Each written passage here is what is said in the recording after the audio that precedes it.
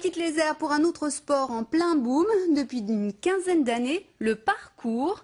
Cette discipline consiste à se déplacer en ville le plus vite possible en réalisant des sauts et des figures acrobatiques sur les bâtiments ou le mobilier urbain. Dans la région, de plus en plus de jeunes en quête de sensations fortes se lancent dans l'aventure. Reportage à Contrexéville, une de leurs destinations préférées.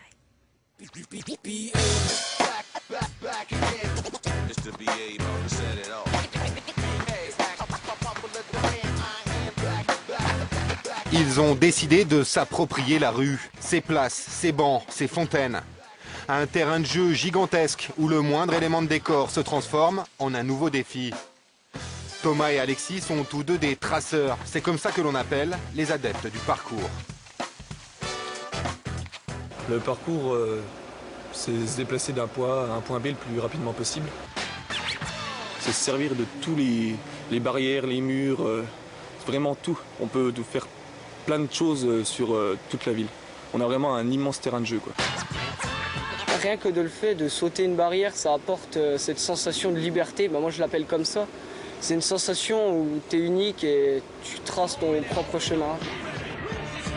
L'idole des deux jeunes Vosgiens, c'est lui, David Bell, l'homme qui a inventé le parcours dans les années 90. Depuis, ce sport extrême s'est développé un peu partout dans le monde et séduit chaque année de nouveaux amateurs de sensations fortes. Il a une philosophie qui est unique. C'est être et durer en fait. C'est sauter sans se blesser. Avant tout, c'est la sécurité. Moi, j'ai le vertige, donc ça me permet d'avoir une grosse dose d'adrénaline que je trouve nulle part ailleurs.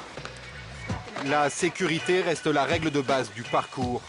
Thomas et Alexis savent que leurs acrobaties peuvent être dangereuses, mais eux cherchent avant tout à repousser leurs limites, à mieux connaître leur corps et à apprivoiser leurs peurs, mais pas forcément celles de leurs parents. Ils ont super peur encore maintenant, même si ça fait 7 ans que j'en fais. Ma mère est kiné, donc ça joue beaucoup. Elle a toujours peur que je me casse quelque chose. Mais bon, je lui dis tout le temps que c'est plus fort que moi, qu'il faut que j'y aille, sinon je me sens pas bien dans ma peau, quoi. Faut vraiment que je bouge. Des traceurs comme Alexis et Thomas, on en retrouve dans presque toutes les villes de la région. Dans la plaine vosgienne, 2 associations se sont créées. Une vingtaine de jeunes y a déjà adhéré, histoire de continuer à explorer ensemble de nouveaux parcours.